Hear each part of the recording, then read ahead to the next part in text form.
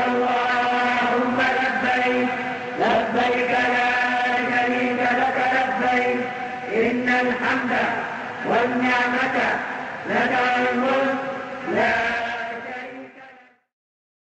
بسم الله الرحمن الرحيم الحمد لله وكفى وسلام على عباده الذين اصطفى لا سيما على سيد الرسل وخاتم الأنبياء وعلى آله وأصحابه أجمعين. সম্মানিত মুসলিম ভাই ও বোন, আমরা যারা আফাকি, আমরা সাধারণত হজ্জে তামাত্তু করে থাকি। হজের 3 প্রকারের মধ্যে হজ্জে কিরান এবং হজ্জে ইফরাদ বাইরে থেকে যারা গিয়ে হজ করে থাকেন তারা সাধারণত করেন না, হজ্জে তামাত্তু করে থাকেন। তো বেশিরভাগ মানুষের যেহেতু হজ্জে তামাত্তু করতে হয়, এজন্য হজ্জে তামাত্তুয়ের সংক্ষিপ্ত পদ্ধতি আপনাদের সামনে সংক্ষিপ্তভাবে উপস্থাপনের আমি প্রয়াস পাব। তো হজ্জে তামাত্তু পালনকারী ব্যক্তি মিকাত বা মিকাতের পূর্বে উমরার নিয়তে এহরাম বেঁধে হজের মাসসমূহে উমরা আদায় করবে। উমরা থেকে অবসর হওয়ার পর মাথা মুন্ডন বা চুল ছোট করার পর এহরাম মুক্ত হয়ে যাবে। এরপর 8ই জিলহজ্জে হারাম শরীফে হজের এহরাম বাঁধবে এবং 10 জিলহজ্জে রমি, কোরবানি এবং মাথা মুন্ডনের মাধ্যমে সে এহরাম মুক্ত হয়ে যাবে। 10 থেকে 12 জিলহজ্জের মধ্যে একবার তওয়াফে জিয়ারত করবে এবং 3 দিন অর্থাৎ 10, 11 ও 12 জিলহজ রমি সম্পন্ন করার মাধ্যমে হজ্জে তামাত্তু পূর্ণ হয়ে যাবে। মক্কা মুকাররমা থেকে প্রত্যাবর্তনের সময় তওয়াফে বেদা করা আবশ্যক, আল বিদাঈ তওয়াফ।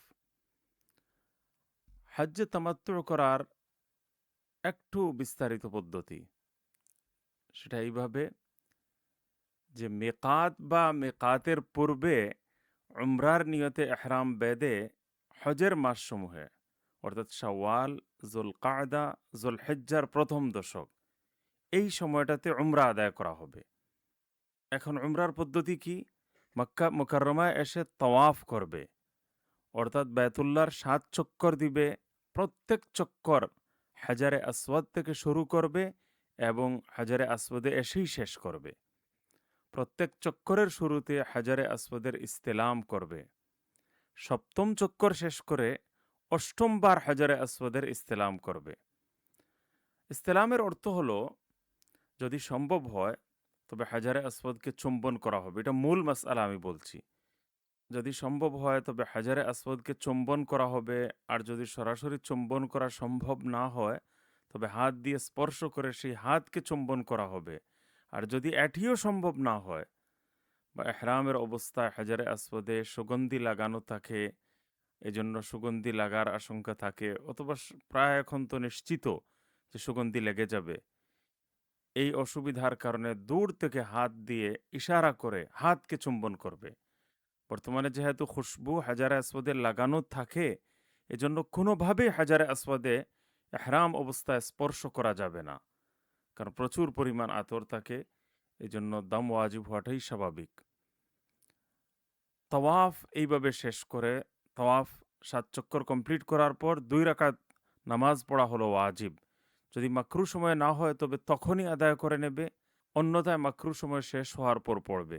এই 2 রাকাত কাবার দিকে মুখ করে মাকামে ইব্রাহিমকে সামনে রেখে পড়বে। হ্যাঁ, ভিড় বেশি হলে মসজিদুল হারামের যে কোনো স্থানে আদায় করতে পারবে। এরপর জমজম পান করে সাই করার জন্য যাবে। যাওয়ার আগে 9ম বার হাজারে আসওয়াদের ইস্তেলাম করবে।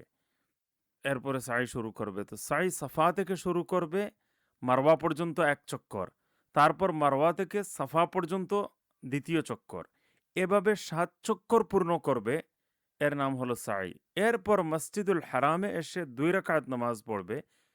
জানা থাকা আবশ্যক, এই 2 রাকাত পড়া মুস্তাহাব, এটা ওয়াজিব নয়। না পড়লেও উমরা হয়ে যাবে, এতে কোনো দম ওয়াজিব হবে না বা এরকম করা মাকরুহ হবে না, পড়াটা মুস্তাহাব। এরপর মাথা মুন্ডন করবে। এইভাবে উমরা সম্পন্ন হয়ে গেল। এখন এহরাম খুলে ফেলবে এবং স্বাভাবিক পোশাকে থাকবে। কেননা এহরামের বিধিনিষেধ এখন শেষ হয়ে গেছে। এরপর মক্কাতুল মুকাররমায় অবস্থান করবে, অথবা অন্য কোথাও যেতে চাইলে যেতে পারবে, তবে নিজ দেশে ফিরে যাবে না। মক্কা মুকাররমায় অবস্থানকালে সবচেয়ে বড় ইবাদত হলো তাওয়াফ, অর্থাৎ ফরজ, ওয়াজিব এবং সুন্নত আদায়ের পর যত সময় অবশিষ্ট থাকে তা তাওয়াফে ব্যয় করার চেষ্টা করবে এবং হারাম শরীফে অধিক সময় অতিবাহিত করবে। এই সময়টাতে অতিরিক্ত উমরা করতে চাইলে করতে পারবে। অতিরিক্ত উমরা পালন নীতিগতভাবে সম্পূর্ণরূপে জায়েজ, নাজায়েজ হওয়ার কোনো শরিয়া ভিত্তিক দলিল নেই। হ্যাঁ, আমরা পরামর্শ দেই যে একজন বেশি ক্লান্ত হয়ে যেতে পারে এবং হজের জন্য সে অনুপযোগী হয়ে যাবে, এই হিসাবে আপনি পরামর্শ দিতে পারেন যে অধিক উমরা অনেক বেশি পরিমাণে যদি করেন তাহলে শারীরিক দিক দিয়ে এটা আপনার জন্য হজের মূল বিধিবিধান পালনে হয়তো সমস্যার কারণ হতে পারে। এজন্য তাওয়াফ বেশি থেকে বেশি করার আমরা কথা বলি। তবে ইন প্রিন্সিপল সম্পূর্ণরূপে একাধিক উমরা করা জায়েজ, কোনো দলিলের ভিত্তিতে এটা না জায়েজ হওয়া কারো দ্বারা প্রমাণিত নয়, কারো কোনো উক্তি ব্যাপারে নেই। যারা এই সমস্ত কথা বলে তারা শরিয়াহকে ভালো করে অনুধাবন করতে পারেনি এবং শরীয়তের মূলনীতি সম্পর্কে মনে হয় তারা অভিজ্ঞ নন। এজন্যই এই ধরনের উদ্ভট কথাবার্তা বলে থাকেন, নাউযুবিল্লাহি মিন যালিক। এরপর ৮ জিলহজ যখন উপস্থিত হবে, ৮ জিলহজের তারিখ যখন আসবে, তখন হজের মূল কার্যাবলী শুরু হয়ে যাবে। সেটা এইভাবে যে ৮ যুলহিজ্জা গোসল করে ইহরাম বাঁধবে, তাওয়াফ করে সাই করে নেবে। এই সাইটা হবে সাই মুকদ্দম, অগ্রিম সাই। অর্থাৎ এই সাই করে নিলে পরে তাওয়াফে জিয়ারতের পর পুনরায় সাই করার প্রয়োজন হবে না। আর যদি এখন সাই না করে তবে তাওয়াফে জিয়ারতের পর কিন্তু সাই করতে হবে। এরপর ৮ যুলহজ এই কাজ সারার পর মিনায় চলে যাবে। ৮ জিলহজের জোহর থেকে ৯ জিলহজের সূর্যোদয় পর্যন্ত মিনায় অবস্থান করবে। ৯ জিলহজে সূর্যোদয়ের পর আরাফাতের উদ্দেশ্যে রওনা হবে। যদি মাকতাব আগে নিয়ে যায় তাহলে আগেই যেতে পারবে। জোহরের পূর্বে আরাফাতে পৌঁছাবে। জোহরের সময় জোহর নামাজ আদায় করবে। যদি মসজিদে নামিরার ইমামের পেছনে নামাজ পড়ে তখন জোহর এবং আসর একসাথে আদায় করতে পারবে। তবে এটা কসরুল সফর না কসরুল নুসুক, এ ব্যাপারে যেহেতু একটু ইখতিলাফ রয়েছে, এই জন্য আমাদের পরামর্শ হবে যে জোহরের সময়ে জোহর নিজ ট্যান্টে নিজ তাঁবুতে পড়ে নেবে এবং আসরের সময় আসর নিজ তাঁবুতে পড়ে নেওয়া হবে। মুসাফিরগণ মুসাফিরের মতো পড়বেন, মুকিম যারা মুকিম অনুযায়ী মুকিম হিসেবে পড়বেন।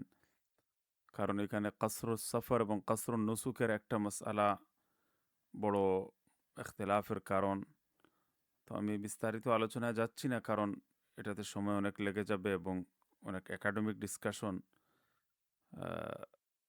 তো আমাদের পরামর্শ সর্বদিক থেকে সকল সমস্যা এবং জটিলতা থেকে বাঁচার জন্য জোহর এবং আসরের নামাজ নিজ তাঁবুতে পড়বেন, যার যার ট্যান্টে পড়বেন, আজান একামত দিয়ে পড়বেন এবং জোহরের নামাজ জোহরের সময়, আসরের নামাজ আসরের সময় আসার পর পড়বেন। তো জোহরের পর ওকুফে আরাফা করবে একজন হাজি। দোয়া, কালিমা শাহাদত, কালিমা তাওহীদ, কালিমা তামজিদ, তাসবিহ, ইস্তিগফার, দুরুদ শরীফ এগুলো পড়তে থাকবেন। দাঁড়িয়ে দোয়া করবে, দাঁড়িয়ে দোয়া করবে, ক্লান্ত হলে বসে দোয়া করবে। আসরের পর থেকে সূর্যাস্ত পর্যন্ত দোয়া এবং জিকিরে মশগুল থাকবে। সূর্যাস্ত হওয়ার পর আরাফাত থেকে মুজদালিফার দিকে রওনা হবে। মাগরিবের নামাজ আরাফাতে পড়বে না, বরং মুজদালিফায় গিয়ে মাগরিব ও এশা একত্রে আদায় করবে। এরপর মাগরিবের সুন্নাত, এশার সুন্নাত, উইতির এগুলো পড়বে। এরপর বিশ্রাম নেবে মুজদালিফায় প্রয়োজন যদি হয়, অথবা জিকির, তাসবিহ, দরুদ, ইস্তিগফার, তিলাওয়াত করবে, তাহাজ্জুদের নামাজ আদায় করবে।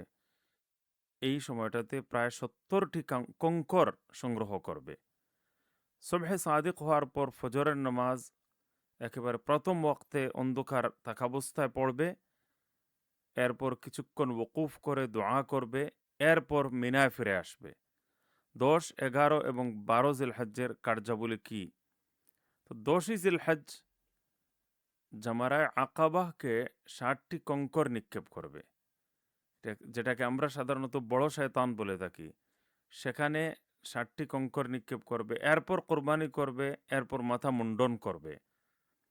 মাথা মুন্ডনের পর ইহরামের সকল নিষেধাজ্ঞা উঠে যাবে, তবে স্ত্রীর সাথে যৌন সম্পর্ক বৈধ হবে না, তা তওয়াফে জিয়ারতের পর কিন্তু বৈধ হবে। এরপর ইহরাম খুলে সেলাই পরা কাপড় পরতে পারবে, সেলাই পরা কাপড় পরবে, তওয়াফে জিয়ারত করবে, এটা ফরজ। যদি এর আগে সাই না করা হয়ে থাকে তাহলে তওয়াফের পর সাই করবে, এরপর মিনায় ফিরে গিয়ে রাত যাপন করবে। 11ই জুলহজ জোহরের পর প্রথম জামারা, দ্বিতীয় জামারা, তৃতীয় জামারা প্রত্যেকটিতে 60টি করে কঙ্কর নিক্ষেপ করবে। আমরা বলি এই ছোট শয়তান, বড় শয়তান, মধ্যম শয়তান আর বড় শয়তান। তো আসলে প্রথম জামারা, দ্বিতীয় জামারা, তৃতীয় জামারা এই প্রত্যেকটিতে 60টি করে কঙ্কর নিক্ষেপ করবে। প্রথম ও দ্বিতীয়টির পর দোয়া করবে, তৃতীয়টির পর দোয়া না করে চলে আসবে। এরপর 12 জিলহজ, জিলহজ মাসের 12 তারিখ একইভাবে 3 জামারায় কঙ্কর নিক্ষেপ করবে। চাইলে 12 তারিখেই মক্কায় ফিরে যেতে পারবে। আর যদি 13 তারিখের সুবহে সাদিক পর্যন্ত কেউ থাকে, অর্থাৎ 12 তারিখ দিনগত রাত যেটা হবে, দিন চলে যাওয়ার পর সেই রাতটা হলো 13 তারিখের রাত। 13 তারিখের রাত সুবহে সাদিক পর্যন্ত যদি কেউ মিনায় অবস্থান করে, তাহলে 13 তারিখের রামিও করতে হবে। শয়তানকে কঙ্কর নিক্ষেপ করা বা রমিয়ে জামারাহ করা, এই কাজ করতে হবে 13 তারিখেরও, সুবহে সাদিক পর্যন্ত থেকে গেলে। আর এর আগে যদি কেউ চলে যায় তাহলে মক্কাতুল মুকাররমায় চলে যাবে। এমত অবস্থায় 13 জুলহিজ্জার রমি বা জামারার উপর কঙ্কর নিক্ষেপ করার যে বিধান, সেটা তার উপর আরোপিত হবে না। এখানে জানা থাকা দরকার যে 10 জুলহিজ্জা থেকে 12 জুলহিজ্জার মধ্যে তওয়াফে জিয়ারত অবশ্যই সম্পন্ন করতে হবে, অন্যথায় বিলম্বের কারণে দম ওয়াজিব হয়ে যাবে। এই সকল আমল সম্পন্ন করার মাধ্যমে হজ পূর্ণ হবে। মক্কা থেকে প্রত্যাবর্তনের সময় বিদায়ী তওয়াফ বা তওয়াফুল বিদা, তওয়াফে বিদায় করা ওয়াজিব। তো হজ্জে তামাত্তু করার জন্য মিকাতের বাইরের বাসিন্দা হওয়া শর্ত। হজ্জে তামাত্তু করার জন্য মিকাতের বাইরের বাসিন্দা হওয়া শর্ত। মক্কাবাসী এবং মিকাতের ভেতরের লোকদের জন্য তামাত্তু কিন্তু জায়েজ নয়। উমরার পর হজের পূর্বে একাধিক উমরা করা যায়। তামাত্তু এবং কারানে কোরবানি ওয়াজিব। তো এটা দামে তামাত্তু বলা হয়। ঈদের কোরবানি সেটা ভিন্ন আরেকটা জিনিস। আর তামাত্তু হজ এবং কেরান হজ সম্পাদনের উপর শুকরিয়া স্বরূপ কোরবানি ওয়াজিব হয়ে থাকে। এটা সাধারণ ঈদের কোরবানি থেকে সম্পূর্ণ ভিন্ন একটা ওয়াজিব জিনিস। নারীদের জন্য রমল এবং ইজতেবা এটা প্রযোজ্য নয়। যে ব্যক্তির উপর সামর্থ্যের কারণে হজ ফরজ হয়ে গিয়েছিল কিন্তু সে আদায় করতে পারেনি, পরে এমন একটা অক্ষমতায় আক্রান্ত হয়ে গেল যে নিজে আর হজ করতে সে সক্ষম নয়, তাহলে এমন মানুষের জন্য অন্য কাউকে দিয়ে হজ করানো বা মৃত্যুর পর তার পক্ষ থেকে বদলি হজ করানোর জন্য ওসিয়ত করা ফরজ। এটাকে বলে হজ্জে বদল। তো হজ্জে বদলের অনেক বিধান আছে। যে ব্যক্তির পক্ষ থেকে হজ করা হবে তার নিজ দেশ থেকে করা উচিত। ইহরামের সময় তার পক্ষ থেকে নিয়ত করতে হবে, অন্যথায় হজ্জে বদল আদায় হবে না। এছাড়াও আরও কিছু শর্ত রয়েছে, যেমন ব্যয় তার সম্পদ থেকে হওয়া উচিত যার পক্ষ থেকে হজ করা হচ্ছে। হজকারী ব্যক্তি প্রাপ্তবয়স্ক, সুস্থ ও বিশ্বস্ত হতে হবে। পূর্বে নিজের হজ আদায় করে থাকাটা উচিত। যার পক্ষ থেকে বদলি হজ করানো হবে তাকে সম্পূর্ণ ব্যয়ের দায়িত্ব নিতে হবে। অবশিষ্ট অর্থ ফেরত দিতে হবে। পারিশ্রমিকের বিনিময়ে হজ্জে বদল করানো উচিত নয়। আল্লাহ তাআলা আমাদেরকে হজ্জে মকবুল এবং হজ্জে মাবরুর নসিব করেন। যারা হজে যাচ্ছেন আমাদেরকেও দুআয়ে স্মরণ রাখবেন। জাযাকুমুল্লাহু খাইরান। ওয়াসসালামু আলাইকুম ওয়া রাহমাতুল্লাহি ওয়া বারাকাতুহু।